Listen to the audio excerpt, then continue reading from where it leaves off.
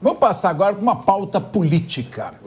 O governador de São Paulo, Tarcísio de Freitas, cotado para disputar as eleições presidenciais em 2026, já estão querendo queimá-lo? Lançando tão antecipadamente, tem sido, como era previsível, alvo de fortes ataques de governistas após episódios de violência policial registrados nos últimos dias no estado. O governador tem sofrido grande pressão para demitir o secretário de Segurança Pública, Guilherme Derrite.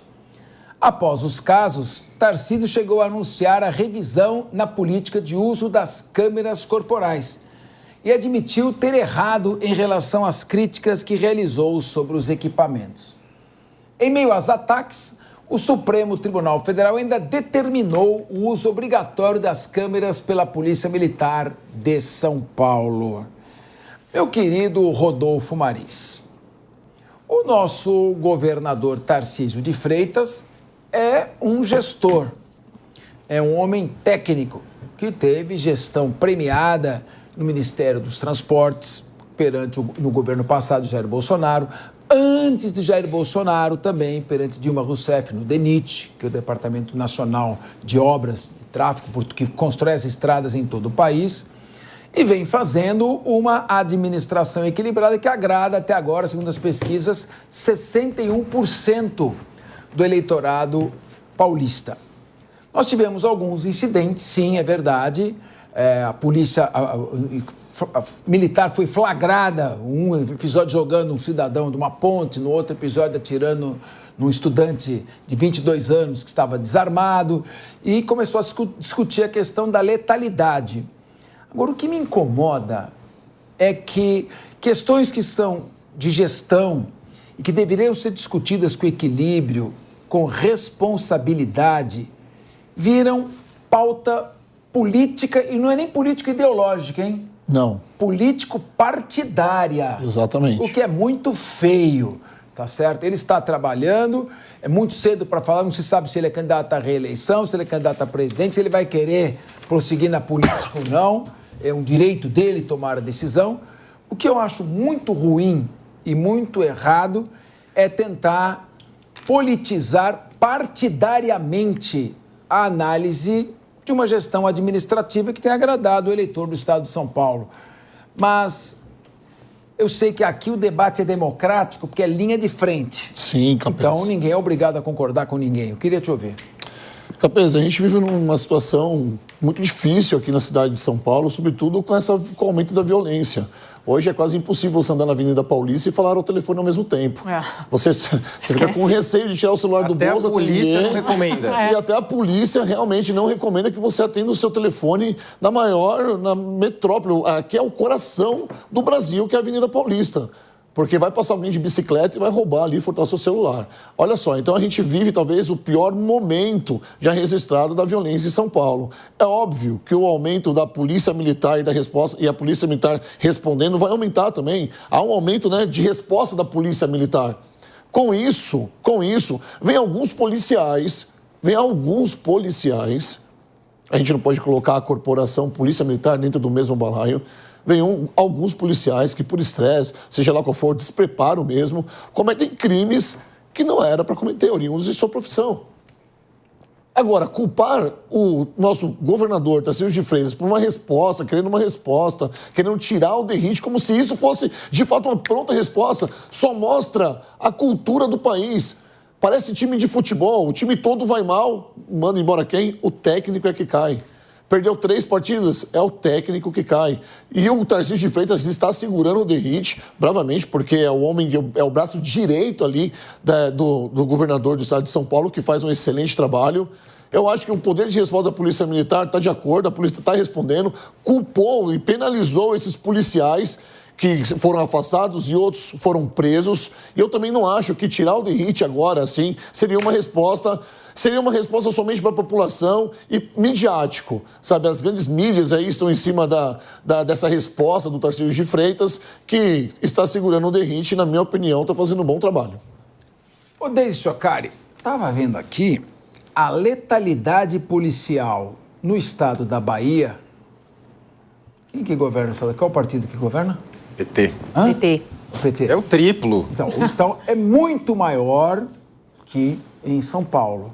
Então, a questão que eu coloco é o seguinte... Você tem uma baiana aqui na mesa, viu? Não, mas aqui nós estamos fazendo análises objetivas. Com certeza. Objetivas. O objetivo aqui não é criticar esse ou aquele Estado. O objetivo é dizer o seguinte: por que é feita uma pressão de natureza política sobre o Estado de São Paulo? Por que não é feita uma análise comparativa com outros estados? Por que o Supremo Tribunal Federal determina que seja obrigatório o uso de câmeras corporais na Polícia Militar do Estado de São Paulo e não determina que seja obrigatório no estado da Bahia, no estado do Amapá, onde existe violência policial proporcional muito maior do que no estado de São Paulo? Então aí a gente começa a dizer o seguinte: é uma pauta política? Então a gente começa a ficar muito preocupado, porque tudo vira uma discussão político-partidária.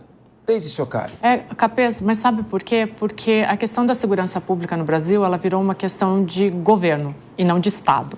Então, a coisa está muito politizada. Mas aí vamos só parar para pensar. Assim, eu nunca vou esquecer de quando a Bahia estava entrando em colapso lá na questão da segurança pública e o governo anunciou 900 milhões de reais para resolver o problema, né, da segurança no país. Mas a gente tem um diagnóstico muito claro aqui. O Tarcísio, ele é um potencial candidato para 2026, embora a maioria dos analistas acreditam que ele vai tentar o Palácio dos Bandeirantes de novo, porque ele está indo muito bem, 60% de aprovação. Agora a gente tem a questão do Ronaldo Caiado aí, né, que era também um outro nome potencial com mais de 80% de aprovação. Então o Tarcísio, obviamente, já como um pré-candidato, mesmo ele não dizendo que vai para 2026 como presidente, ele já vira um alvo. Então esse é um desgaste comum para esses governadores. Mas a gente tem um diagnóstico muito claro aqui. A esquerda, ela enxerga a violência como se ela fosse uma consequência de sintomas de desigualdades sociais. Então, como que você pode prevenir isso ou lutar contra isso, né? Através do combate às desigualdades sociais, educação. A direita, que é expoente do Tarcísio, ela vê muito mais a questão da segurança pública como uma questão de priorizar investimentos contra a letalidade. Então, é a favor da repressão policial e um sistema muito mais de tolerância zero. Aonde que está o erro aí? O erro está nessa questão da esquerda continuar insistindo que ela só vai resolver o problema da segurança pública se ela lutar contra as desigualdades sociais, fizer um investimento em educação e mudar uma questão estrutural do Brasil que levaria 40, 50 anos. Então, ela não consegue olhar para outras medidas a curto prazo que a direita olha e muitas vezes funciona. E um exemplo é São Paulo, desculpa.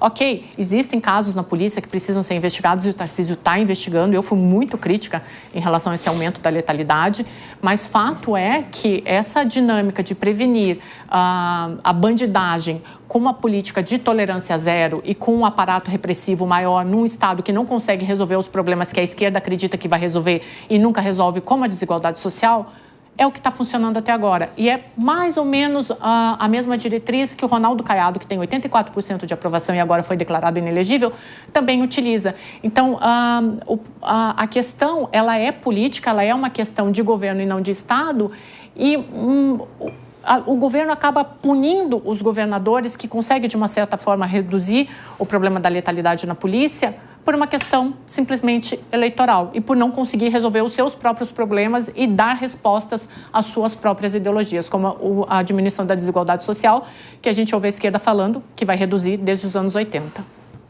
João Belucci. Pois é, Capês, você vê que me parece haver uma grande orquestração nessa pressão em cima do Derrite, e até porque quando se fala o Derrite está sob grande pressão. Sobre grande pressão de quem? Dos de sempre, da esquerda, que é uma imensa minoria da população. A população me parece estar bastante alinhada ao Derrite. E esses casos que são sempre usados, esses casos de violência policial são sempre usados como se fosse o todo. Quantas milhares, provavelmente, de abordagens a polícia faz por dia e em raríssimos casos, porcentagem baixíssima, ocorre algum abuso. Tanto que esses abusos acabam virando o símbolo da polícia, que não é. A população de São Paulo e do Brasil tem muito orgulho das polícias.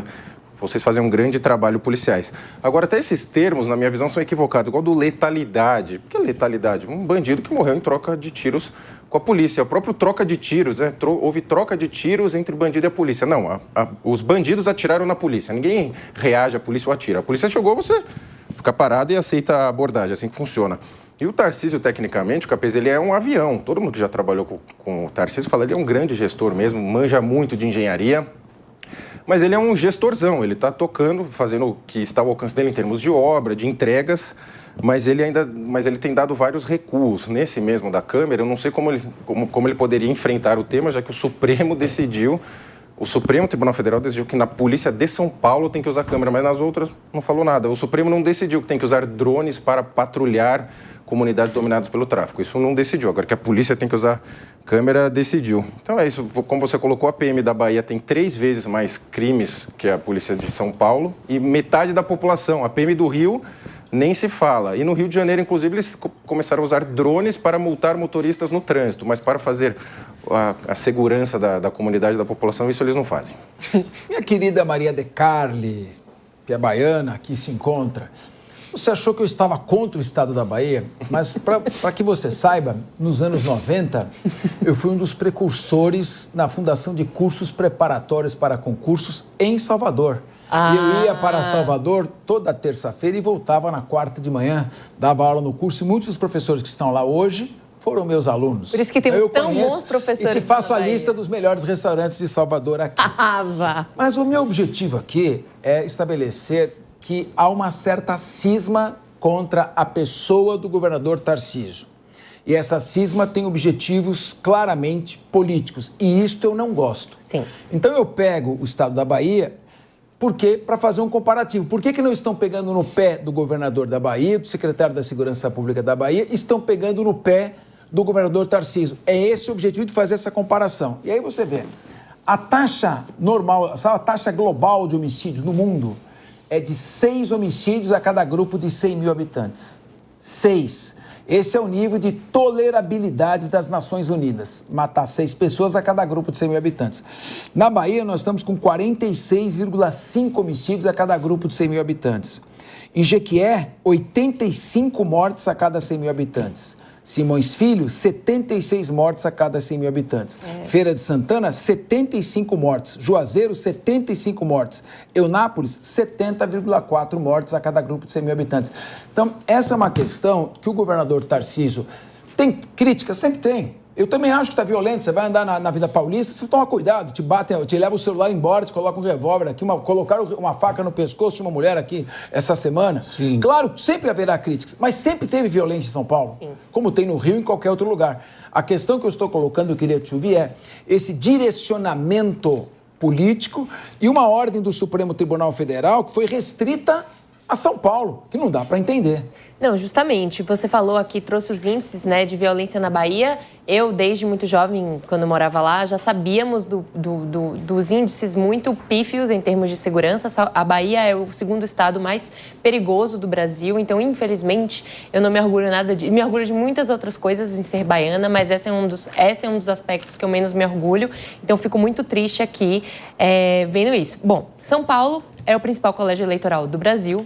São Paulo está nos holofotes, né? E a gente sabe que o jogo político anda lado a lado com os holofotes. Claramente, a disputa eleitoral 2026 já se iniciou no primeiro ano do mandato de 2023. Então, faz sentido que o governo, né, como um avanço do que a gente vai ver em 2026, começou a querer afogar o seu rival.